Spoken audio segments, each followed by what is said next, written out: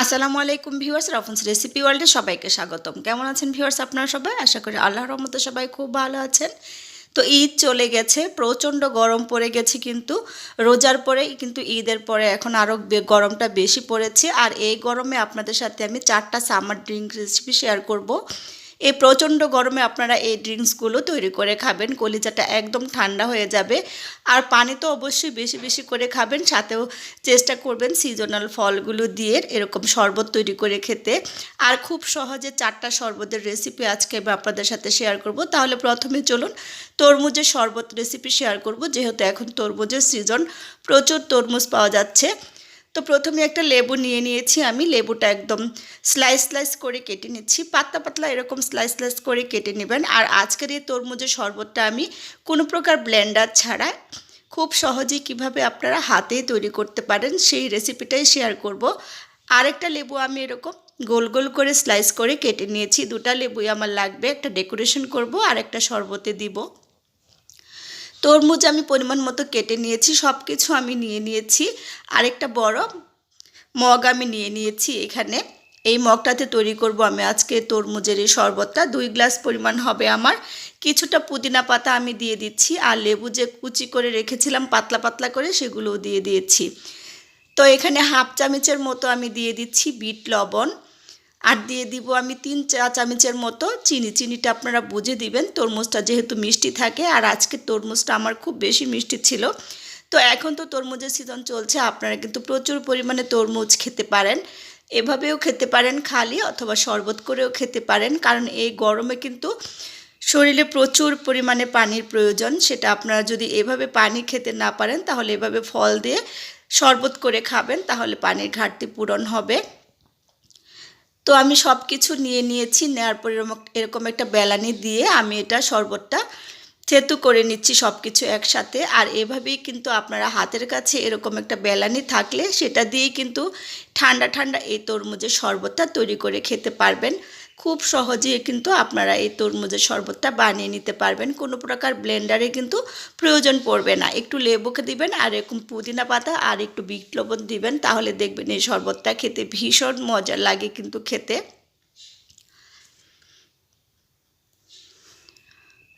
তো এটা কিন্তু দেখুন আমার রেডি করে নেওয়া হয়ে গেছে। এখন আমি গ্লাসে নিয়ে নিব। আমি 2 গ্লাস পরিমাণ করব, সেই পরিমাণে আমি তৈরি করে নিয়েছি।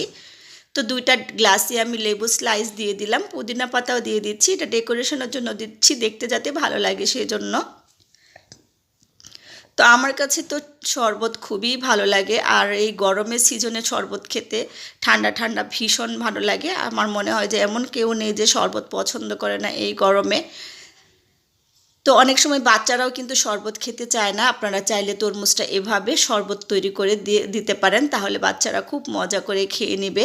তো বরফ কুচি দিয়ে দিচ্ছি, আর যে কোনো শরবতই অবশ্যই কিন্তু এরকম বরফ কুচি দিয়ে তারপর পরিবেশন করবেন, তাহলে দেখবেন চুমুকে একদম মানে প্রাণটা জুড়িয়ে যাবে। আমার কিন্তু তরমুজের শরবতটা একদম রেডি হয়ে গেছে, আর দেখতেই বুঝতে পারছেন যেটা কতটা লোভনীয় হয়েছে।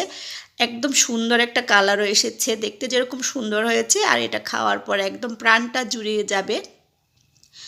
তো আশা করি আমার আজকের এই তরমুজের শরবতের রেসিপিটা আপনাদের কাছে ভালো লেগেছে। তো এখন আমি চলে যাব আরও একটা শরবত তৈরি করতে। আর আজকে আমি তৈরি করব আঙ্গুরের শরবত রেসিপি।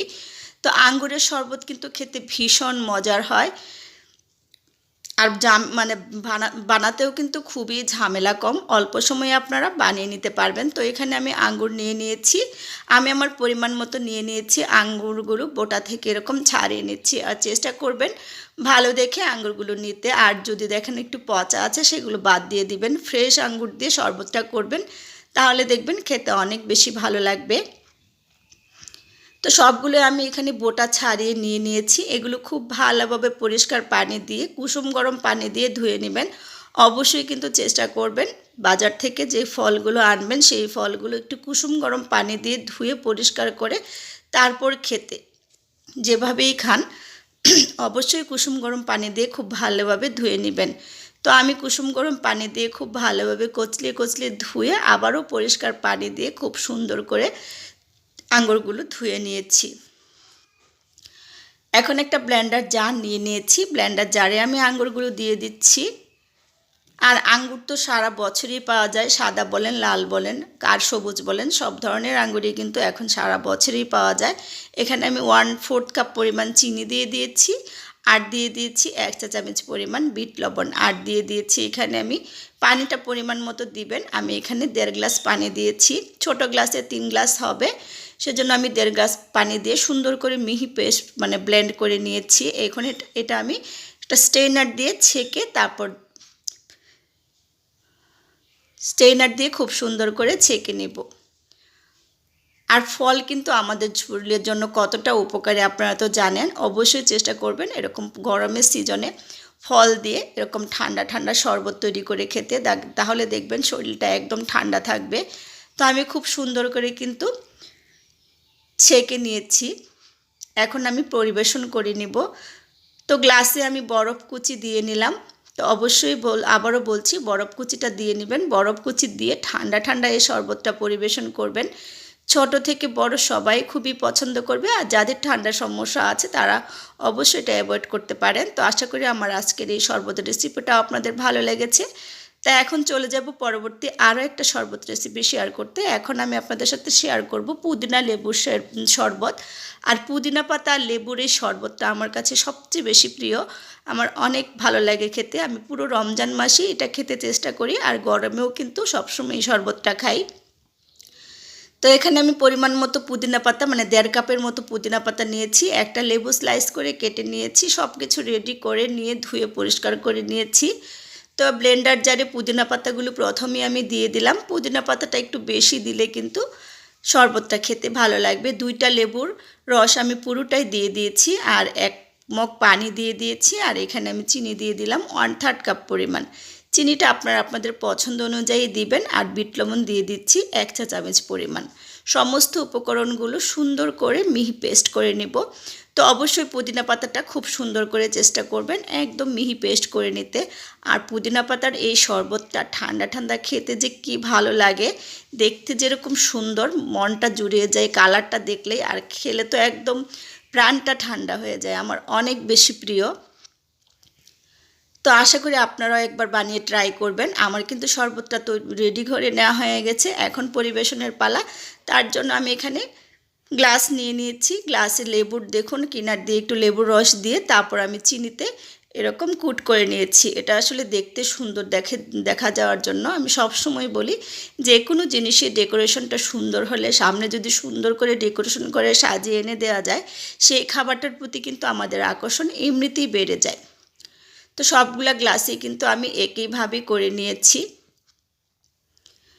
তো আমি 4 গ্লাস করে নিচ্ছি। আমি যে পরিমাণে পুদিনা পাতার রস করেছি তার থেকে 4 গ্লাস হয়ে যাবে। তো বরফ কুচি দিয়ে নিচ্ছি প্রথমে, আর গ্লাসগুলো তো দেখেই বুঝতে পারছেন যে কতটা সুন্দর দেখা যাচ্ছে। তো এখন আমি পুদিনা পাতার রসটুকু সমান সমান করে দিয়ে দিচ্ছি, তারপর আমি এখানে বরফ ঠান্ডা পানি দিয়ে দিব। তো অবশ্যই চেষ্টা করবেন বরফ ঠান্ডা পানিটা দিতে, তাহলে শরবতটা অনেক বেশি ভালো লাগবে খেতে। আপনারা কিন্তু এই গরমে ঠান্ডা ঠান্ডা 1 গ্লাস পুদিনার শরবত অবশ্যই খেতে চেষ্টা করবেন প্রতিদিন।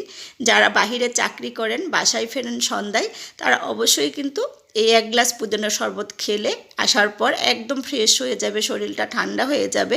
তো আশা করি আমার আজকের এই পুদিনার শরবতের রেসিপিটাও আপনাদের অনেক ভালো লেগেছে, কিছুটা হলেও উপকারে এসেছে আপনাদের। তো এখন আমি চলে যাব ড্রাগন ফল দিয়ে আরও একটা শরবত রেসিপি তৈরি করতে। তো ড্রাগন ফলের গুণের কথা তো কিন্তু বলে শেষ করা যাবে না। এখানে আমি 3টা ড্রাগন ফল নিয়ে নিচ্ছি, 2টা দিয়ে আমি শরবত করব।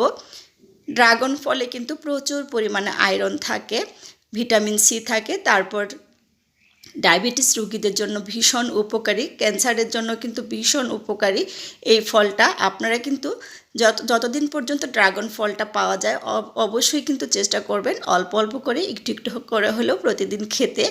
এভাবেই খাবেন, না হলে জুস করে খাবেন। তো আমাদের বাসায় কিন্তু সবারই খুবই পছন্দের এই ফলটা, ড্রাগন ফলটা। আমরা প্রায়ই খাই এই ফলটা, খেতে ভীষণ ভালো লাগে আর খুবই স্বাস্থ্যসম্মত একটা ফল। আমি এখানে 1/4 কাপ পরিমাণ চিনি দিয়ে দিয়েছি, যেহেতু মিষ্টি থাকে ড্রাগন ফল, আর অল্প একটু বিট লবণ দিয়ে দিয়েছি। আর এখানে বরফ ঠান্ডা 1 গ্লাস দুধ আমি দিয়ে দিলাম। এখন সব কিছু সুন্দর করে মিহি করে ব্লেন্ড করে নেব। খুবই অল্প সময়ের মধ্যে কিন্তু এটা শরবতটা তৈরি করে নেওয়া যায়, আহামরি কিছু দেওয়ার কিন্তু প্রয়োজন পড়ে না। দেখলেন তো খুব সহজেই কিন্তু এই শরবতটা তৈরি হয়ে গেছে। আর এটা দেখতে এত সুন্দর কালার যে কেউ কিন্তু খেতে চাইবে, এত সুন্দর কালার দেখতে আর এত মজার হয়। বিশেষ করে বাচ্চারা তো এটা দেখে খাওয়ার জন্য একদম পাগল হয়ে যাবে। যেসব বাচ্চারা খেতে চায় না সেসব বাচ্চাদেরকে কিন্তু এভাবে শরবত তৈরি করে খাওয়াতে পারবেন। আর যাদের ডায়াবেটিস আছে তাদেরকে অবশ্যই চেষ্টা করবেন এই ড্রাগন ফলটা প্রায় প্রতিদিন একটু একটু করে দিতে। তো সবার জন্য কিন্তু এই ফলটা অনেক বেশি উপকারী। তো এই গরমে আশা করি আপনারা এই শরবতগুলো তৈরি করে খাবেন।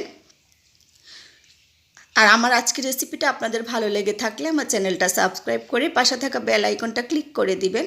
অলরেডি যারা এই কাজটা করেছেন তাদেরকে অসংখ্য ধন্যবাদ। আজকের মতো বিদায় নিচ্ছি, আবারও দেখা হবে নতুন কোনো রেসিপি নিয়ে। সে পর্যন্ত সবাই ভালো থাকবেন, সুস্থ থাকবেন। আল্লাহ হাফেজ।